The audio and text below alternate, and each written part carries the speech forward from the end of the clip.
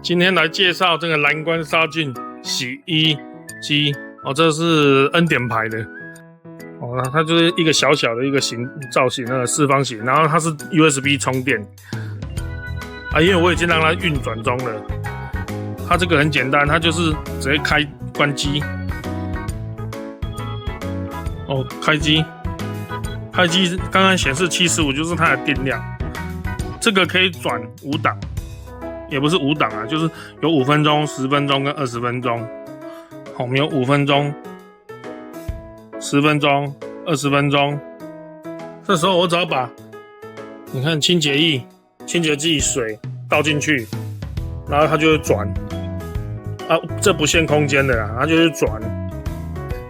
转完之后呢，等它如果洗完后面这里这个塞子。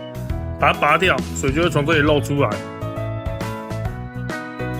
哦，这就比较适合，如果你住套房，或者是小宝宝想要洗一些小东西、贴身的衣物、宝宝的衣物、内衣裤，我就用这个小台的，就不会跟脏衣服混在一起。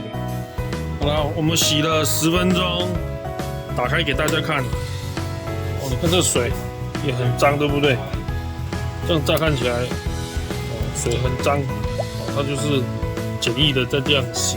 然后我现在拿去厕所放水，还有我要放水了，这个塞子就把它打开。哦，有没有？这水其实很脏，水就让它流出来。来，我们来看里面，它就水就慢慢消掉。然后就先把那个脏污这些抹布拿出来。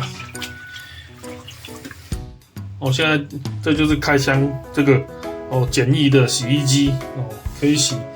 我是比较建议说，如果家里有宠物的啊，或者是小 baby 的这2个的族群比较适合，就是单独帮他们洗，因为这个其实一次不能洗多件啊。然后洗完之后也必须要自己再晾干哦，洗完之后还是必须要自己晾干。